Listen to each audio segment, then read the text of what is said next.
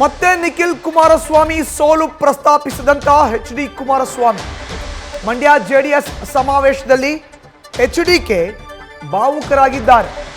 ನಿಖಿಲ್ರ ಕಳೆದ ಸೋಲನ್ನ ಒಪ್ಪಲು ನಾನು ರೆಡಿ ಇಲ್ಲ. 2019ರ ಚುನಾವಣೆಯದ್ದು ಮಂಡ್ಯ ಜನ ಅವ್ರನ್ನ ಸೋಲಿಸಿಲ್ಲ, ಕುತಂತ್ರಿಗಳು ಸೋಲಿಸಿದ್ದಾರೆ. ಮಂಡ್ಯದಲ್ಲಿ ನಾವು ಸೋತ್ರೆ ಇದ್ದು ಕೂಡ ಸತ್ತ ಹಾಗೆ ಅಂತ ನೇರವಾಗಿ ಎಚ್.ಡಿ.ಕೆ ಭಾವುಕರಾಗಿ ನುಡಿದಿದ್ದಾರೆ.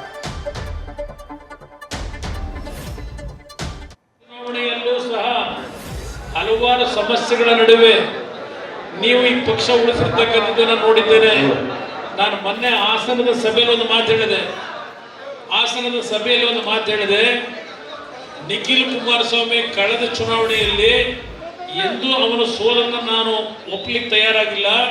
ಜಿಲ್ಲೆಯ ಜನತೆ ನಿಖಿಲ್ ಕುಮಾರಸ್ವಾಮಿಯವನ್ನ ಆಶೀರ್ವಾದ ಮಾಡಿದ್ರು.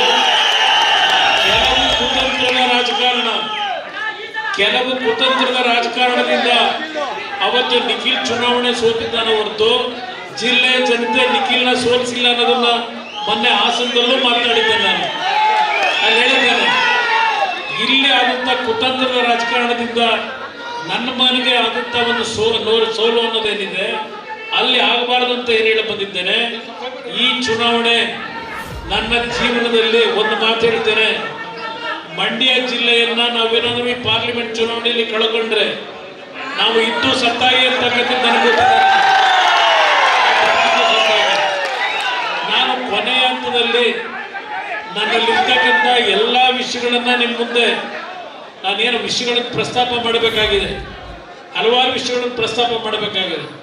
ಇವತ್ತಿನ ಇವತ್ತು ಒಂದು ದಿನ ಇವತ್ತೇನು ಇಷ್ಟೊಂದು ಉತ್ಸಾಹದಲ್ಲಿ ನಮಗೆ ನೀವು ಸೂಚನೆ ಕೊಡ್ಲಿಕ್ಕೆ ಏನು ಬಂದಿದ್ದೀರಿ ಗೊತ್ತಿದೆ. ನೀವು ಬಂದಿರತಕ್ಕಂಥದ್ದು ಯಾಕೆ ಅಂತ ಎಲ್ಲದಕ್ಕೂ ನಾನು ಎಲ್ಲ ವಿಷಯಗಳನ್ನು ಪ್ರಸ್ತಾಪ ಮಾಡ್ತೀನಿ.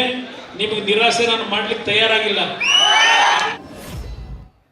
ಮನಸ್ಸು ಮಾಡಿ ಮಂಡ್ಯ ಲೋಕಸಭಾ ಕ್ಷೇತ್ರದ ಅಭ್ಯರ್ಥಿಗಳಾಗ್ತೀರಾ ಅಂತಕ್ಕಂಥದ್ದಾದ್ರೆ ದಯಮಾಡಿ ನೀವು ಬಂದು ಒಂದು ಅರ್ಜಿ ಸಲ್ಲಿಸುವಾಗಿ ನಾವೆಲ್ಲರೂ ನಿಂತು ಪ್ರಾಮಾಣಿಕವಾಗಿ ಇವತ್ತು ನೀವು ಮಂಡ್ಯ ಜಿಲ್ಲೆಗೆ ರಾಜ್ಯಕ್ಕೆ ಕೊಟ್ಟಿರ್ತಕ್ಕಂಥ ಒಂದು ಕೊಡುಗೆ ಇವತ್ತು ನಮ್ಮ ಜಿಲ್ಲೆ ಜನ ಮರಿಲಿಕ್ಕಿಲ್ಲ.